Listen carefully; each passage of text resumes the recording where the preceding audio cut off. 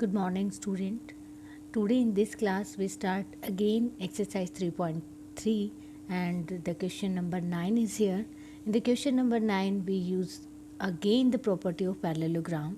There is given both RISK. देखो, this is RISK. This is a parallelogram. ये एक parallelogram है and CLUE ये सेकेंड पैरेललोग्राम है. This is second parallelogram. We have find the value of x. हमें इसमें value find करनी है. तो how to find the value of x? The first we know that this is a triangle. ये triangle है. If you know the value of this and this we can easily find the value of x. So first we find the angle of KSI. मुझे ये angle find करना है और ये this is a parallelogram. अगर मुझे ये angle पता हो तो मैं इस एंगल को इजीली फाइंड कर सकता हूँ. दिस एंगल इज़ y, तो ये एंगल भी y होगा. y because this is a parallelogram. Given क्या है? ये पैरेललोग्राम है और पैरेललोग्राम के अपोजिट एंगल्स क्या होते हैं? इक्वल होते हैं. So first we will find the value of y. तो how to find the value of y? y is y plus 120 is equal to 180 because RISK is parallelogram. RISK parallelogram है तो उसके जो एडजेसेंट एंगल का सम क्या होगा आपका? 180. तो हम यहाँ से y की वैल्यू निकालेंगे. What is the value of y? 180 minus 120. तो y की वैल्यू होगी आपकी 60. आर एंगल R आपका क्या है? 60 है. सिमिलरली एंगल S भी आपका क्या होगा? 60 because angle R is equal to angle S. इसके लिए भी कौन सी प्रॉपर्टी होगी? Opposite angle are equal. Angles are equal in parallelogram. So angle R 60 है तो एंगल S भी क्या हो जाएगा आपका? 60. तो आपने एक एंगल फाइंड कर लिया S. अब आपको क्या फाइंड करना है? E. Come to the next parallelogram CLUE. Angle L क्या है आपका? 70 है. देन एंगल E भी क्या हो जाएगा आपका? 70. So we will write here this angle is Z. तो Z is equal to 70. Same reason but is the opposite angles are equal in parallelogram. अब आपको पैरेललोग्राम का नाम लिखना होगा. Which parallelogram?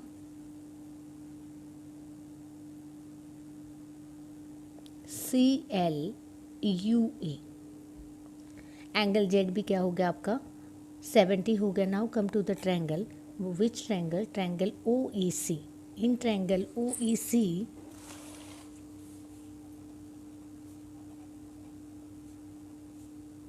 OES. Triangle O, angle O plus angle E plus angle S is equal to 180 because angle sum property in triangle.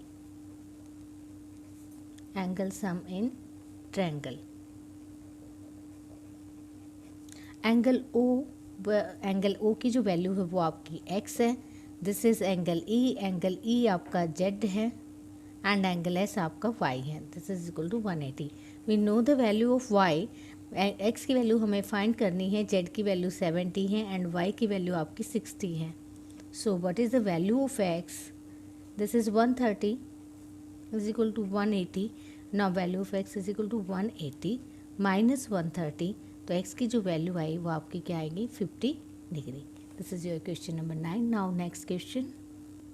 In this question given that explain how this figure is trapezium. First we know that the property of trapezium. Trapezium की क्या property होती है कि two lines are parallel and two lines are non-parallel. These two lines are parallel. अगर मैं इसको write करती हूँ AB and this is CD तो आपकी एक ही property होती है AB parallel होती है CD के and AD and BC are non-parallel. AD and BC are non parallel. सिर्फ एक कंडीशन होनी चाहिए. किसी भी चीज़ को आपको ट्रेपेजियम शो करना है तो एक पेयर ऑफ लाइन क्या होना चाहिए? पैरेलल होना चाहिए. तो वो शेप क्या हो जाती है आपकी? ट्रेपेजियम. और ट्रेपेजियम की प्रॉपर्टी होती है अगर ये लाइन पैरेलल है इसके तो ये आपकी कौन सी लाइन होगी, ट्रांसवर्सल लाइन होगी। और ये हमने 7th क्लास में पढ़ा है, अगर दो पैरेलल लाइन को कोई ट्रांसवर्सल लाइन कट करती है तो जो उसके इंटीरियर अल्टरनेट एंगल का जो सम होता है क्या होता है, 180। अगर मैं इस एंगल की बात करूं x प्लस वाई, तो x प्लस वाई आपका क्या होगा, 180 होगा। Y because A B parallel है किसके, सी डी के, और this line is transversal line. Transversal line के वन साइड जो एंगल सम है वो क्या होगा आपका, 180। अल्टरनेट एंगल्स भी इक्वल होते हैं, बट हम इसमें जो प्रॉपर्टी यूज़ कर रहे हैं वो कौन सी यूज़ कर रहे हैं, ए डी, जो ट्रांसवर्सल के one side of angle sum is 180। तो x प्लस वाई क्या होगा आपका, 180 होगा, क्योंकि इसमें अल्टरनेट एंगल हमने यूज़ ही नहीं किए, ये ट्रांसवर्सल लाइन के वन साइड ऑफ एंगल की ही बात कर रहे हैं। अगर मैं इस पेयर की बात करूं तो दिस एंगल इज ऑल्सो, अगर आप एंगल बी प्लस सी की बात करेंगे तो वो भी क्या होगा, 180, because two lines are parallel, this is transversal line, the one side of angle sum is 180। So come to this question, ये कहता है कि explain how this figure is trapezium. हमें एक्सप्लेन करना है कि जो गिवन फिगर है कौन सा है आपको, this is given quadrilateral KLMN, आपको KLMN क्वाड्रिलेटरल गिवन है कि ये ट्रेपेजियम कैसे है। तो we will prove that only this की NM पैरेलल क्या होगा, KL के। अगर मैं ये शो कर दूं कि NM पैरेलल है KL के, तो ये आपका NML की क्या बन जाएगी, आपकी ट्रेपेजियम बन जाएगी। हाउ टू शो कि this line is parallel to this, हम अपोजिट लेके चलते हैं। देखो this angle and this angle, इन दोनों एंगल का सम क्या है, 180। अगर इन दोनों एंगल का सम 180 है तो these two lines are parallel. ये कंडीशन देखो, अगर पैरेलल है देन मैंने कहा कि इनका सम 180 होगा, तो अपोजिट भी प्रूव है, अगर इनका सम 180 है तो ये लाइन आपस में क्या होंगी, पैरेलल होंगी। So first we will write the angle NML and second angle is KLM, इनका सम क्या है, 180 होना चाहिए। तो first we will write NLM क्या है आपका, NML is 100 and KLM is 80, तो जो सम आया वो आपका क्या आया, 180। इट मीन्स अगर ये 180 है तो ये शो हो गया कि NM पैरेलल है किसके, KL के। और किसी भी क्वाड्रिलेटर को ट्रेपेजियम शो करने के लिए हमें सिर्फ ये दिखाना होता है कि ये चीज़ आपस में क्या है, पैरेलल है। तो easily we can show this given figure is trapezium. This is question 11. In this question we have to find the value of angle C. This is given, what is given here, there AB is parallel to DC। आपको AB parallel है given है DC के, अगर AB parallel है DC के तो what is the property we are using here, this line is parallel to this and this is transversal line, the angle sum is 180. Why? Because the one side of angle sum of transversal line is 180.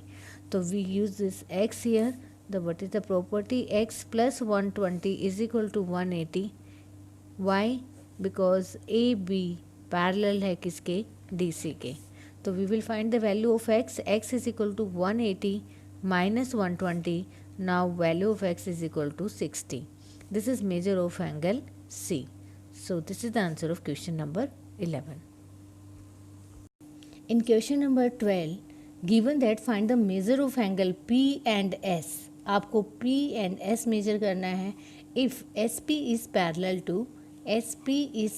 to RQ। very simple question, this line is parallel to this, आपको given है SP parallel है RQ के। अगर two lines are parallel, the angle sum of one side of transversal line is 180। It means आप इसको x मान सकते हो और इसको y मान सकते हो।